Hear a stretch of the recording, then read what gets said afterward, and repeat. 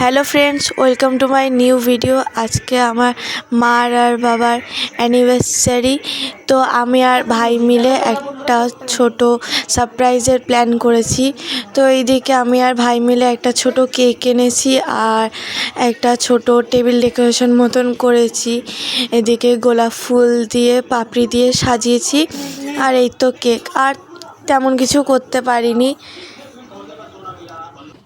তারপর কেকটাকে ক্যান্ডেল দিয়ে পুরো রেডি করে গুছিয়ে রাখছি, কারণ মা বাবা এসে পুরো একদম কমপ্লিট দেখে পুরো সারপ্রাইজ হয়ে যাবে সেই নিয়ে। আর এদিকে বাবাও চলে এসেছিলো, বাবা একটু বাজারে গেছিলো, তো বাবাও চলে এসেছিলো। আমি পুরো গুছিয়ে রেডি করে নিয়েছি।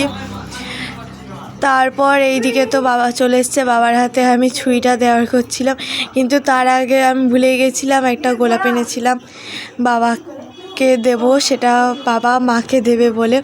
তো এদিকে দেখো সেই গোলাপটা আমি বাবাকে দিয়ে দিয়েছি। তারপর বাবা একটু মজা করে মাকে গোলাপটা দিয়ে দিল। তারপর আমাদের কেক কাটিং হলো। তো দেখো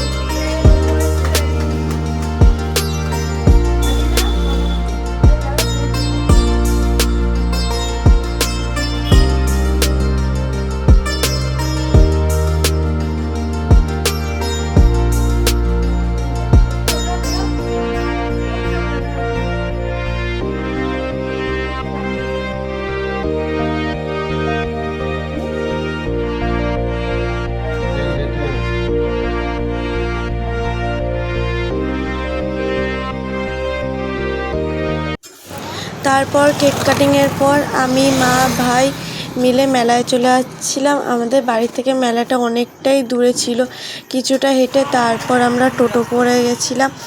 তো মেলায় গিয়ে তেমন কিছু আর কিনিনি, এমনি শুধু মেলায় ঘুরেছিলাম।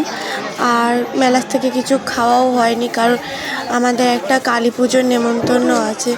আর মেলার থেকে মায়ের কিছু দরকারি জিনিসপত্র সেই কিনেছিল, আর তেমন কিছু কেনা হয়নি। আর এইদিকে আমার বান্ধবীর সাথে দেখা হয়ে গিয়েছিলো মেলায়, তারপর ওর সাথে কথা বলে তারপরে আমি মেলা ঘুরেছিলাম।